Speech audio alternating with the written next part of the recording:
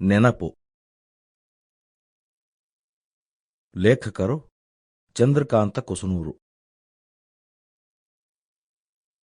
ಸಂಜೆ 5:15 ದಿಲ್ಲಿಯಿಂದ ಸ್ವರ್ಣ ಜಯಂತಿ ರೈಲು ಬಂದು ಪ್ಲಾಟ್ಫಾರ್ಮಿನ ಮೇಲೆ ನಿಂತಿತು. ರಿಸರ್ವೇಷನ್ ಸಿಕ್ಕಿರಲಿಲ್ಲ. ಹಾಗಾಗಿ ಜನರಲ್ ಕಂಪಾರ್ಟ್ಮೆಂಟ್ನಲ್ಲಿ ಸೇರಬೇಕಾಯಿತು. ಅದೇಕೋ ನಾನು ಅಂದುಕೊಂಡಂತೆ ತುಂಬಿರಲಿಲ್ಲ. ಅಲ್ಪ ಸ್ವಲ್ಪ ಜಾಗವಿತ್ತು.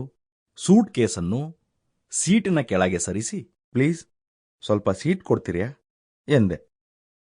ಅಲ್ಲಿ ಕುಳಿತ ವ್ಯಕ್ತಿ ಒಂದಿಷ್ಟು ಸರಿದು ಜಾಗ ಮಾಡಿಕೊಟ್ಟರು. ಕುಳಿತುಕೊಂಡೆ. ರಿಸರ್ವೇಷನ್ ಸಿಗಲಿಲ್ಲ ನೋಡಿ. 15 ದಿನಗಳ ಮುಂಚೆಯೇ ಎಲ್ಲ ಬುಕ್ ಆಗಿದ್ದವು. ಅರ್ಜೆಂಟ್ ಹೋಗಬೇಕಾಗಿತ್ತು. ಇಲ್ಲಿ ಸೇರಬೇಕಾಯಿತು. ನೋಡಿ ಸರ, ನೀವು ಆರಾಮಾಗಿದ್ದೀರಲ್ಲ ಎಂದು ಕೇಳಿದೆ. 60ರ ಆಸುಪಾಸಿನ ಆ ವ್ಯಕ್ತಿ ಸುಮ್ಮನೆ ಹ್ಞೂ ಎಂದರು. ಅವರು ಬಹುಶಃ ಮಾತಾಡುವ ಮೂಡಿನಲ್ಲಿರಲಿಲ್ಲ. ನಾನು ಒಂದು 10 ನಿಮಿಷ ಸುಮ್ಮನಿದ್ದು ಮತ್ತೆ ಕೇಳಿದೆ, ತಾವು ಬೆಂಗಳೂರಾ ಎಂದೆ. ಅವರು ಹೂ ಎಂದು ಮತ್ತೆ ಸುಮ್ಮನಾದರು. ಇವರು ಮಾತಾಡುವ ಮನಸ್ಥಿತಿಯಲ್ಲಿರಲಿಕ್ಕಿಲ್ಲವೆಂದು ಸುಮ್ಮನಾದೆ. ಟ್ರೇನ್ ಲೋಂಡಾ ಧಾರವಾಡಗಳನ್ನು ದಾಟಿ ಹುಬ್ಬಳ್ಳಿಗೆ ಸರಿಯಾಗಿ 8:10ಕ್ಕೆ ಬಂತು. ಇನ್ನೊಂದು ಸಲ ಟ್ರೈ ಮಾಡಬೇಕೆಂದು ಅರ್ಧ ಗಂಟೆ ಲೇಟಿತ್ತು. ಮೇಕಪ್ ಮಾಡಿಕೊಂಡ ಎಂದೆ. ಅವರು ಮತ್ತೆ ಹೂ ಎಂದು ಸುಮ್ಮನಾದರು. ಮುಂದಿನ ಸೀಟಿನ ಮೇಲೆ ಕುಳಿತುಕೊಂಡು ನಮ್ಮನ್ನೇ ನೋಡುತ್ತಿದ್ದ ಒಬ್ಬ ಹೆಣ್ಣು ಮಗಳು ನನ್ನ ಮಾತುಗಳನ್ನು ಕೇಳುತ್ತಿದ್ದಳು.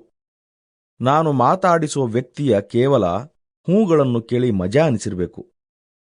ಯಾರ ಜೊತೆಗಾದರೂ ಮಾತನಾಡುವ ಆಸೆ ನನಗಿದೆ ಎಂದು ಭಾವಿಸಿ ಕೇಳಿದಳು. ಬೆಂಗಳೂರೇ ಎಂದು.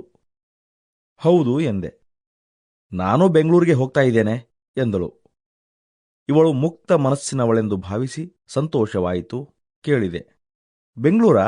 ಎಲ್ಲಿ ಎಂದೆ. ರಾಜಾಜಿನಗರ. ಫಸ್ಟೋ ಸೆಕೆಂಡೋ? ಎಷ್ಟು ಬೆಳೆದಿದೆ ನೋಡಿ. ಕೇಳಬೇಡಿ. 30-35 ವರ್ಷಗಳ ಹಿಂದೆ ಜನ ಬರಲಿಕ್ಕೆ ಅಂಜುತ್ತಿದ್ರು. ಹೌಸಿಂಗ್ ಬೋರ್ಡಿನ ಕಚಡಾ ಮನೆಗಳಿದ್ದವು. ರಾಜ್ಯದ ಬೇರೆ ಬೇರೆ ಕಡೆಯಿಂದ ಟ್ರಾನ್ಸ್ಫರ್ ಆಗಿ ಬಂದ ನೌಕರರಿಗೆ ಅಲಾಟ್ ಮಾಡ್ತಿದ್ರು. ಬರೀ 8-10 ಸಾವಿರಕ್ಕೆ ಸೇಲ್ ಸಹ ಮಾಡ್ತಿದ್ರು. ಆ ಕಾಲನೇ ಹಾಗಿತ್ತಲ್ಲ. ಅವಳು ತನ್ನ ಸೀಟಿನ ಕೆಳಗಿಟ್ಟಿದ್ದ ಪ್ಲಾಸ್ಟಿಕ್ ಬ್ಯಾಗ್ ಎತ್ತಿಕೊಂಡಳು. ಅದರಲ್ಲೊಂದು ಸ್ಟೀಲ್ ಡಬ್ಬಿ ಇತ್ತು. ನೀರಿನ ಬಿಸ್ಲೇರಿ ಬಾಟ್ಲಿ ಇತ್ತು.